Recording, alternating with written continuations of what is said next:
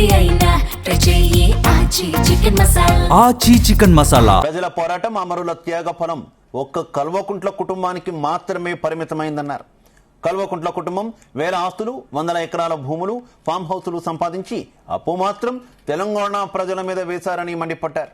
తాను ఎన్నడూ రూపాయి అవినీతికి పాల్పడలేదన్నారు. నిజాయితీగా పనిచేశానని తెలిపారు. అంతేకాదు తాను అవినీతికి పాల్పడినట్టు నిరూపిస్తే వెంటనే రాజీనామా చేస్తానని సవాల్ విసిరారు కడియం.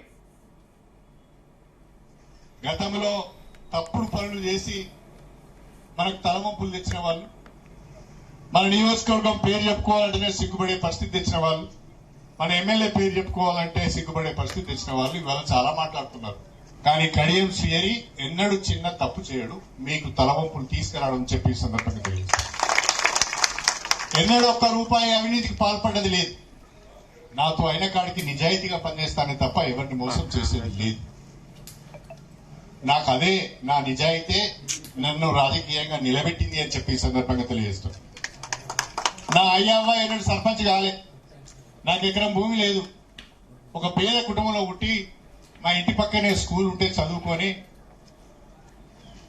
తప్పుడు పనులు చేసేవాడిగా ముద్రపల్లే, చిల్లర పనులు చేసేవాడిగా ముద్రపల్లే, తాగుబోతుగా ముద్రపల్లే. నేను మీకు ఒక మాట ఇస్తున్నా, నేను స్టేషన్ గన్పూర్ ఎమ్మెల్యేగా ఉన్నన్ని రోజులు మీ గౌరవాన్ని కాపాడే విధంగా నా పనితీరు ఉంటుంది తప్ప మీకు తలవంపులు తెచ్చే విధంగా నా పనితీరు ఉండదు. ఎవడన్నా నా గురించి తప్పు మాట్లాడితే ఒక 10,000 ఇచ్చినానో, ₹1,00,000 ఇచ్చినానో, లేకుంటే ఉద్యోగం ఇస్తానో, లేకుంటే పని ఇస్తానో, లేకుంటే పదవి ఇస్తానో, కడియం శ్రీహరి మా దగ్గర ఒక ₹1,00,000 తీసుకున్నాను మీతో ఎవరైనా అంటే నేరుగా ఆయన తీసుకుని నా దగ్గరికి రండి.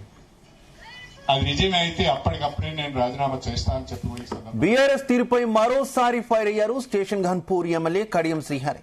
ప్రజల పోరాటం అమరుల త్యాగ ఫలం ఒక్క కల్వకుంట్ల కుటుంబానికి మాత్రమే పరిమితమైందన్నారు. కల్వకుంట్ల కుటుంబం వేల ఆస్తులు, వందల ఎకరాల భూములు, ఫామ్ హౌసులు సంపాదించి అప్పు మాత్రం తెలంగాణ ప్రజల మీద వేశారని మండిపడ్డారు. తాను ఎన్నడూ రూపాయి అవినీతికి పాల్పడలేదన్నారు. నిజాయితీగా పనిచేశానని తెలిపారు. అంతేకాదు తాను అవినీతికి పాల్పడినట్టు నిరూపిస్తే వెంటనే రాజీనామా చేస్తానని సవాల్ విసిరారు కడియం. ఇక కడియం కామెంట్స్ కి సంబంధించి మరింత ఇన్ఫర్మేషన్ మా కరెస్పాండెంట్ శ్రీకాంత్ అందిస్తారు. శ్రీకాంత్. స్టేషన్ గన్పూర్ ఎమ్మెల్యే కడియం శ్రీహరి బీఆర్ఎస్ పార్టీపై కూడా నిప్పులు చెరిగారని చెప్పొచ్చు. ఇటు బీఆర్ఎస్ పార్టీకి సంబంధించిన అగ్రనేతలు, అదేవిధంగా బీఆర్ఎస్ పార్టీపై కూడా ఈరోజైతే గుప్పించారని చెప్పొచ్చు. ఇందులో ప్రధానంగా తెలంగాణ రాష్ట్ర ఉద్యమ సమయంలో కూడా కొంతమంది అమరుల త్యాగాల ఫలితం మాత్రమే తెలంగాణ రాష్ట్రం ఏర్పడిందంటూ కూడా పేర్కొనడం జరిగింది.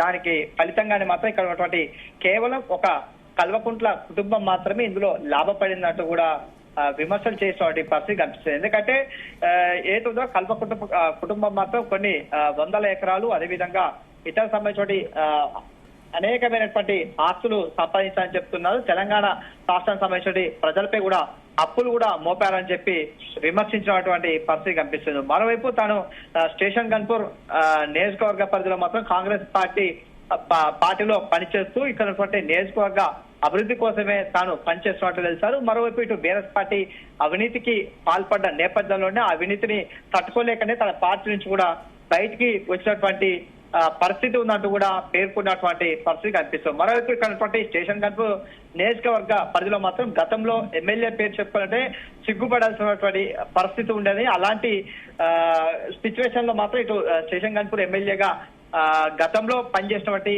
ఎమ్మెల్యే తీరుపై కూడా ఇటు మరోవైపు విమర్శలు చేశారు. ఈ క్రమంలో మాత్రం ఇక్కడ గన్పూర్ ఎమ్మెల్యేగా ఉన్నటువంటి కడియం శ్రీహరి మాత్రం ఇప్పుడు తన హయాంలో మాత్రం అభివృద్ధి కొనసాగుతుంది. మరోవైపు తను ఎలాంటి అవినీతికి పాల్పడలేదంటూ కూడా ఒక సవాల్ కూడా విసిరినట్టు పరిస్థితి కనిపిస్తుంది. ఒకవేళ తన నియోజకవర్గ పరిధిలో మాత్రం తన పేరు చెప్పుకొని కానీ, లేదా అతను నేరుగా కానీ ఎవరైనా డబ్బులు వసూలు చేసినట్టు కానీ, లేదా ఏదైనా అవినీతికి పాల్పడ్డుగా నిరూపిస్తే మాత్రం తాను రాజీనామా చేస్తా అంటూ కూడా ఒక సవాలు విసిరినటువంటి పరిస్థితి కనిపిస్తుంది. అదే మరోవైపు ఇక్కడ నిన్న జరిగినటువంటి బీఆర్ఎస్ పార్టీకి సంబంధించినటువంటి మీటింగ్ ను ఉద్దేశించి కూడా ఈ యొక్క కౌంటర్ గా కడియం శ్రీహరి చేసినటువంటి సిచ్యువేషన్ కనిపిస్తుంది. శివ, అయితే కడియం ప్రస్తుతం చేసినటువంటి వ్యాఖ్యల పట్ల బీఆర్ఎస్ నేతలు ఎవరైనా కౌంటర్ ఇచ్చే ప్రయత్నం ఏమైనా చేస్తున్నారా?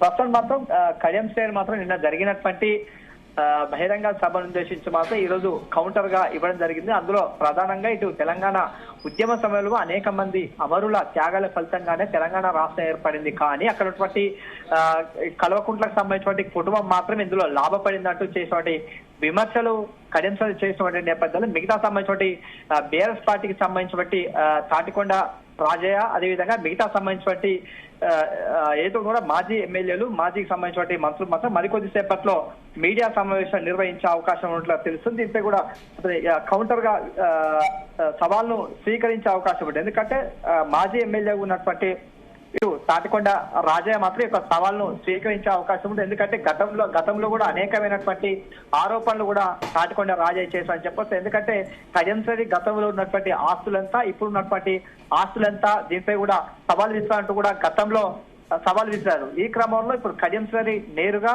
ఇక్కడ నియోజకవర్గ పరిధిలో ఉన్నటువంటి ఎలాంటి నేను అవినీతికి పాల్పడలేదు, అవినీతికి పాల్పడితే మాత్రం తక్షణమే రాజీనామా చేసేందుకు సిద్ధమంటూ కూడా కడియం శ్రేయర్ సవాల్ ఇస్తారు. ఈ సవాల్ మాత్రం తాటికొండ రాజా స్వీకరించే అవకాశం ఉంది. ఒకవేళ స్వీకరిస్తే మాత్రం ఏ విధంగా ఉంటుందో మాత్రం వేచి చూడాల్సిన అవసరం అయితే ఉంది శివ.